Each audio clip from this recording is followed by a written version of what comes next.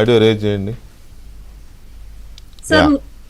భార్గవ రెడ్డి గారు కోర్టుకి వెళ్తున్నాడు, హైకోర్టు లేదంటే సుప్రీంకోర్టు.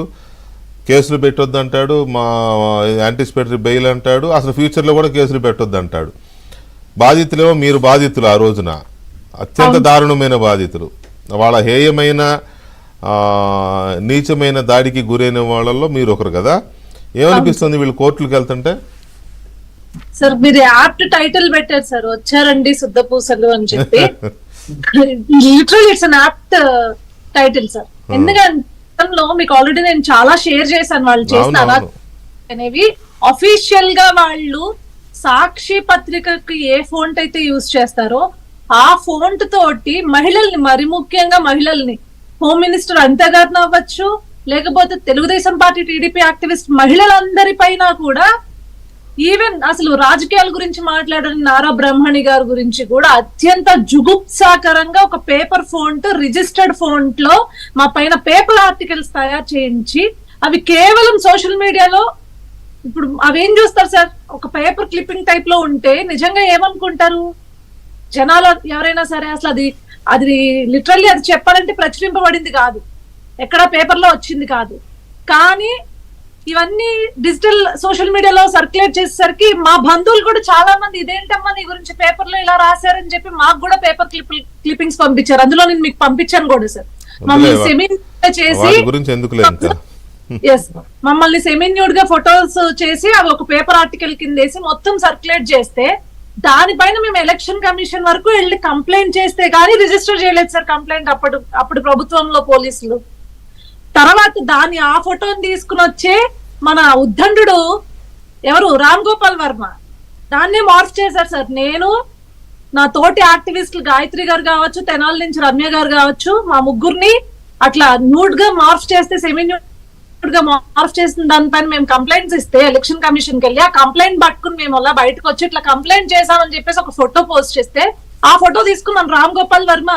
ఆ ఫోటోని ఎలా మార్ఫ్ చేశారు సార్ మళ్ళీని చంద్రబాబు నాయుడు గారి లాగా అండ్ పవన్ కళ్యాణ్ గారి లాగా, లోకేష్ గారి లాగా. మొన్న ఒక ఛానల్లో కూర్చుని ఆ ఉద్దనుడు ఏం చెప్తున్నాడంటే, ఇది అసలు నేను ఎప్పుడు పెట్టాను నాకు తెలియదు అని అంటున్నాడు. జస్ట్ ఎలక్షన్ కి ముందు ఒక 10 days ముందు సార్, ఎలక్షన్ కి ఒక 10 days ముందు సార్ అది జరిగింది. అంటే పూర్తిగా 5 నెలలు కూడా కాలేదు. అతను చేసింది ఏంటి అనేది అతను మర్చిపోయాడు 5 నెలల్లో. ఎలా మర్చిపోయాడు సార్? సో ఇవన్నీ సజ్జల్ భార్గవ్ రెడ్డి అండర్ లో జరిగిన క్రైమ్స్ సార్. మా పైన మార్ఫుల్ గానీ, లేకపోతే మా మీద చేసిన అత్యంత దారుణమైన క్యారెక్టర్ అసాసినేషన్ గానీ గతంలో, ఇదంతా కూడా సజ్జల్ భార్గవ్ రెడ్డి యొక్క నేతృత్వంలోనే జరిగింది. దానికి ఒక చిన్న ఉదాహరణ చెప్తాను సార్, ఒక చిన్న పేరు చెప్తా. ఎందుకంటే నేను మొత్తం పేర్లు చెప్పానంటే మన డిబేట్ టైం సరిపోదు సార్. సార్ మీకు తెలిసినట్లు, మీరు చూసినట్లయితే సార్, ఏదైతే జడ్జెస్ ని అరెస్ట్ చేసినప్పుడు, జడ్జెస్ ఏదైతే కేసు ఉందో ఆ కేసు, వాళ్ళని తిట్టిన కేసులో ఒక మహిళ అరెస్ట్ అయింది సార్. ఆమె పేరు ఏంటి అంటే సుమా తీయగుర.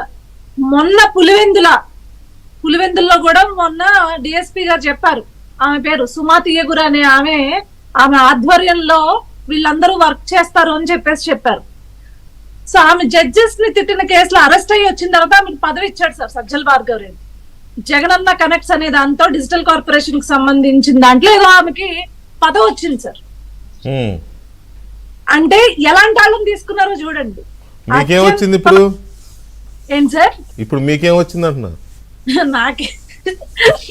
నాకెందుకు లేదు సార్, కాదు అంటే ఎవరినైనా సరే తిట్టగలిగి, మార్ఫింగ్లు చేయగలిగి, ఎడిటింగ్స్ చేయగలిగి, క్యారెక్టర్ అసాసినేషన్ చేయగలిగే వాళ్ళందరినీ టీమ్ గా తీసుకుని వాట్సాప్ లో వీళ్ళు ఏం చేస్తారంటే నిత్యం ఈ వర్రా రవీందర్ రెడ్డి లాంటి వాడిని, లేకపోతే ఇంటూరి ఉన్నాడు కదా సార్ మొన్న అరెస్ట్ అయ్యాడు వాళ్ళంటాడు, ఇంటూరి రవికిరణ్, ఇలాంటి వాళ్ళందరూ ఇంకా చాలా మంది ఉన్నారు సార్. ఈ బ్యాచ్ ఒకళ్ళిద్దరు కాదు, మీరు అన్నట్లు 4గురిని అరెస్ట్ చేశారు. తవ్వితే తెలంగాణలో కూడా మూలాలు బయటపడుతున్నాయి సార్. బద్దం రెడ్డి అనేవాడు ఉన్నాడు సార్ తెలంగాణలో. వాడికి ఏం పని సార్ ఆంధ్ర రాజకీయాల గురించి ఏం పని, లేకపోతే ఆంధ్ర రాజకీయాలు తెలంగాణలో ఎవరమ్మా? బద్దం అశోక్ రెడ్డి సార్. మా పైన ఏవైతే ఆ సెమీ న్యూడ్ మార్క్స్ అన్ని వేసాడో వాడే వేసాడు ఫస్ట్.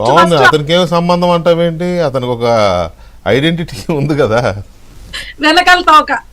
సో తెలంగాణ వాళ్ళతో కూడా చేయించారు సార్ వీళ్ళు ఛానలైజేషన్ చూడండి. ఇక్కడ రాష్ట్రంలోనే కాదు ఈ ప్రశ్న అంతా కూడా పక్క రాష్ట్రంలో వాళ్ళని కూడా తీసుకొచ్చి మా పైన అటాక్స్ దాడి చేయించారు. ఎందుకంటే పక్క రాష్ట్రంలో వాళ్ళ వరకు వెళ్తే రేపొద్దున రోజు మనం సేఫ్ గా ఉండొచ్చు కదా అని చెప్పి ఇప్పుడు వాళ్ళని లాక్కొచ్చారు సార్. ఈ కైండ్ ఆఫ్ అట్రాసిటీస్ మా పైన చేసేసి ఈ రోజు మీరు అన్నట్టు శుద్ధ పూసల్లాగా హైకోర్టుకు వెళ్ళి సుప్రీం కోర్టుకి వెళ్ళి మమ్మల్ని అరెస్టులు చేయొద్దు అంటే ఎట్లా సార్? మేము పడిన మానసిక క్షోభకి ఏంటి? ఎవరు బాధ్యులు దీనివల్ల? ఎవరు బాధ్యులు అనేది ఒకటైతే ఆ మానసిక క్షోభకి ఊరట ఏంటి అనేది కూడా మనం ఆలోచించాలి. ఒక్క నిమిషం